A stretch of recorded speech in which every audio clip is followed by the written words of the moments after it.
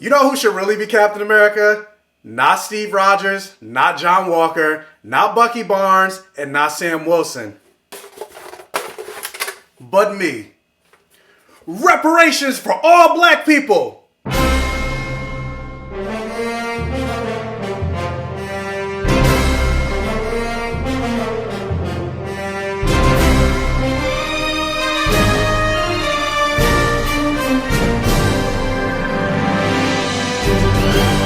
As you can see on the shirt, and something I said I wanted to do at the beginning of every episode and every review, welcome to my safe haven. It's another week, which means Falcon and Winter Soldier. Today's also Good Friday, I guess. And honestly, let me just say this real quick before I talk about Falcon and Winter Soldier. I was actually debating getting up and doing this review because honestly, I just haven't been feeling like it. Like, this is also why you guys haven't gotten a review for Godzilla vs. Kong, because I just wasn't in the headspace to get on and talk about movies and things like that, because I don't know, for those of you that follow me on Instagram, you already know this, but currently my mother is in the hospital right now, sick from COVID, and so I just wasn't in the mood to record. Thankfully, I did speak to her last night at around midnight, and she did say that she's feeling a lot better, so that also put me in a much better mood, which is why I'm here right now talking about Falcon and Winter Soldier, but then also because I was like, I need the distraction because this is all I've been talking about. My mother being sick. Everybody's calling me asking how is she, everything like that. And I'm like, I need something else to talk about. So let's talk about Falcon and Winter Soldier. But in case you don't know, let me get this out the way. I will be talking full on spoilers for Falcon and Winter Soldier episode 3, titled The Power Brokers. Or is it Power Brokers singular? Wait a minute. Power Broker singular, which I should have known that because they only talk about the one guy. But anyway, so for this review, I'm not going to do a full-on play-by-play or anything like that. I will just talk about things that stood out to me in this particular episode. Chief among them is the fact that this was actually the longest episode of the 3 episodes that we had so far. And based on the length and everything like that, I was like, why couldn't every episode be this long? Like, this episode just felt so fleshed out. And honestly, I would say this was probably my, is it my favorite episode? No, I would think, no, episode 2 was my favorite episode, but this is my second favorite episode. So yeah, the episode opens and what almost seems like those like STD, erectile dysfunction type of commercials where everybody's all smiling and happy and holding hands and people skipping through the fields as if having that type of life-ailing symptoms, but it's like, you know, it's not that simple. Or at least I assume it's not that simple, but they make these commercials look so simple. You see the GRC, the Global Repatriation Council, and they make it look like as if coming back from the blip was just super easy. And we know from WandaVision, and we also know from Falcon and Winter Soldier, the first 2 episodes, that it hasn't been that easy. But, you know, propaganda. And so with that, for this first part of the review, let me focus on John Walker. Like you see in this episode, John Walker, he's trying to find out more about the Flag Smashers, more specifically their leader, Carly. And you see he's having a tough time. People really respect Carly because, yeah, she is helping the more marginalized. She's bringing vaccines and medicines to people that the world seems to have forgotten about. So it does bring a little bit more sympathy and understanding to that character of Carly. But you can see because of that, John Walker is starting to be frustrated because as his first mission of Captain America, it seems like he just wants to prove himself. He wants to appear worthy of having the shield. He wants to seek some type of validation for the government. He kind of feels like if he fails in this first mission, it'll be a huge look on him and his worth. And so you could kind of see him getting desperate. And he doesn't really play that much into this episode. The small amount of time that you did see him in this episode, like you could see the desperation in his eyes. And honestly, like I think it's going to eventually lead to the fact that he's going to be so desperate that he comes across the power broker and makes some type of deal to get this super soldier serum. But I really like Wyatt Russell's portrayal as John Walker in this series. And so yeah, even though he's still hashtag not my Captain America, I still would like to see more of John Walker and Wyatt Russell because yeah, like I do like his portrayal. But don't trust that motherfucker. Then you can also kind of see that this mantle, this title of being the new Captain America is going to his head,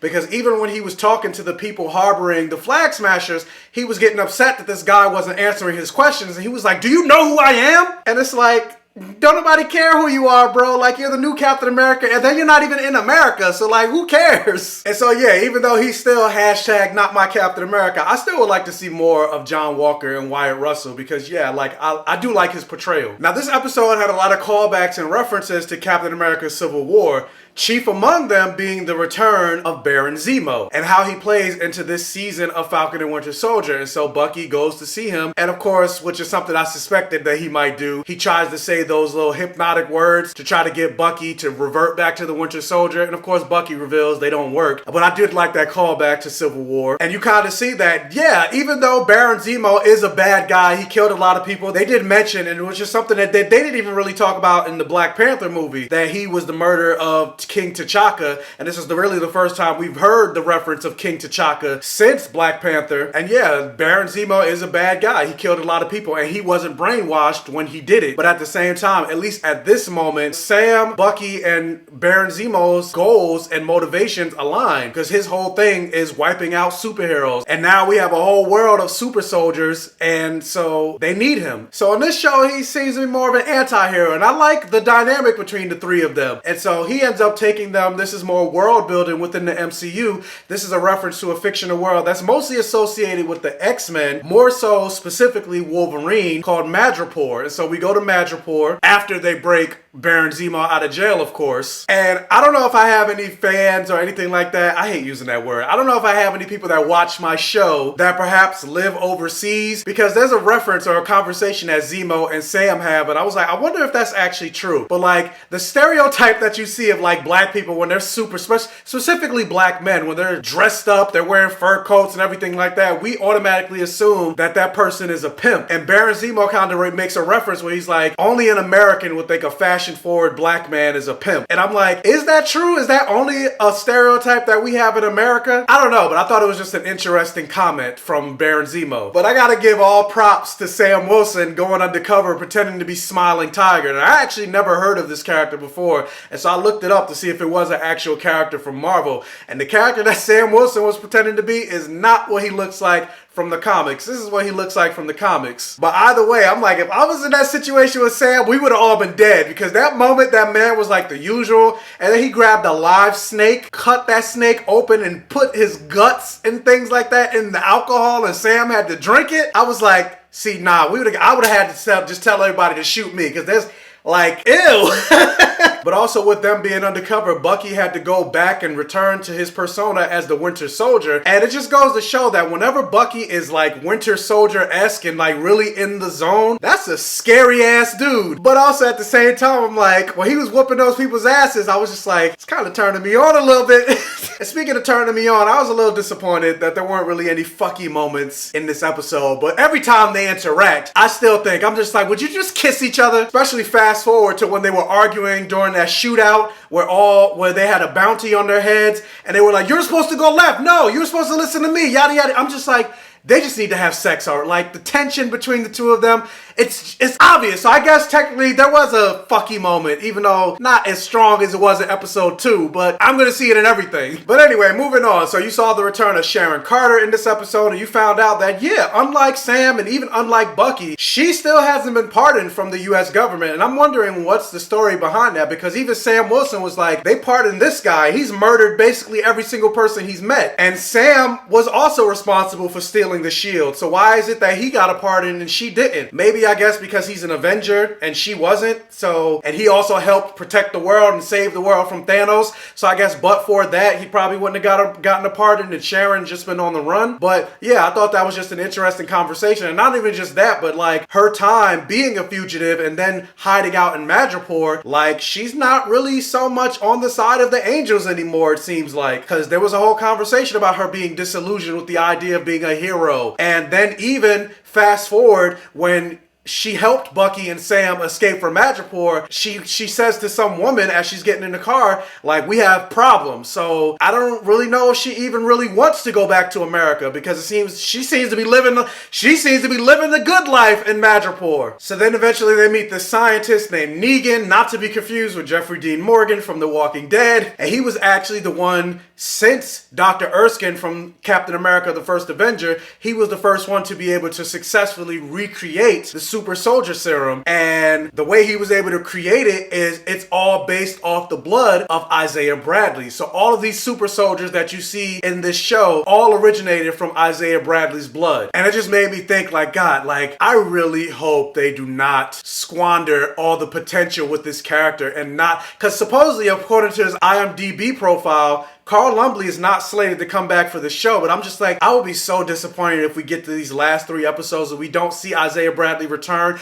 because I feel like there just has to be a conversation one-on-one between him and Sam before he even really takes on the mantle of the new Captain America. And hell, like, if Marvel was smart, they do like a mini limited prequel series with Isaiah Bradley and showing his time as Captain America, as a super soldier, and even have Sebastian Stan show up as a one-off episode, because I need to see that fight where Bucky gets his ass beat by Isaiah Bradley. But of course, Zemo got to be Zemo, and his whole thing is wiping out super soldiers, and so unbeknownst to Sam and Bucky, he just instantly shoots that man, and there's only 20 vials left of the serum, and so they're able to escape Madripoor. They end up in another city where this woman, I can't remember her name, but she's connected to Carly. She dies. They found out where she died, and so they end up in the city, and before they go inside, Bucky decides to go off somewhere, and then we see him pick up a bead. I should have instantly knew what that was, but I wasn't suspecting this to happen, and so he's going around, he's picking up beads, and then all of a sudden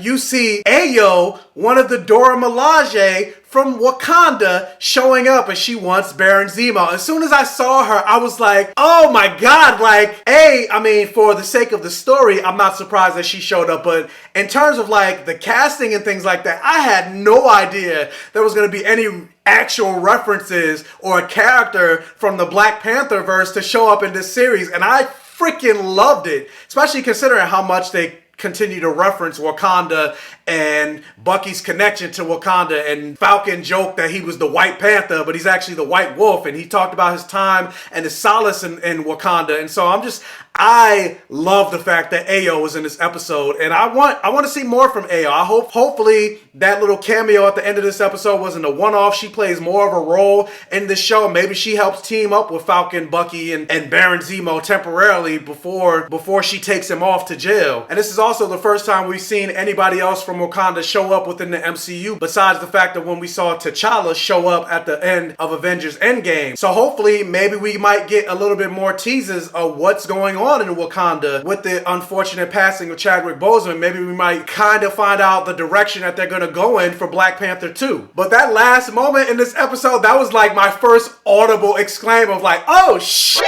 while watching this episode. And it got me hyped for next week's episode, because I'm wondering what's going to happen, because now we're at the halfway point. We only got 3 more episodes left. So I just feel like these last 3 episodes, things are going to really ramp up from here, because even though this episode was the longest and this episode was very exciting and I did enjoy this episode, I do feel like, and this isn't a dig on this episode, but this episode was definitely a lot of setup for the things to come, and I'm still excited. So I would definitely give this 3rd episode of Falcon and the Winter Soldier a blockbuster, and I'm curious of who the power broker is going to eventually be revealed as. But the question is, what did you guys think of this episode of the Falcon and Winter Soldier? And also, where does it rank on your list of your favorite episodes? Let me know down in the comment section below. Also, if you can, hit that thumbs up button and like this video to really help out the channel. And if this is one of your first time checking out one of my videos, please check out the other videos on my channel. And if you like what you see, please subscribe for more and hit that bell notification button so you're alerted every single time I post a new video. And tell your friends, families, and neighbors about my channel to help me continue to grow. Be on the lookout for my spoiler-filled review for Invincible Episode 4. I haven't seen it yet, but I'm going to edit and upload this video, and then I'll watch Invincible, and then I'll record my review. And as always, I will catch you guys next time. Still wear your mask.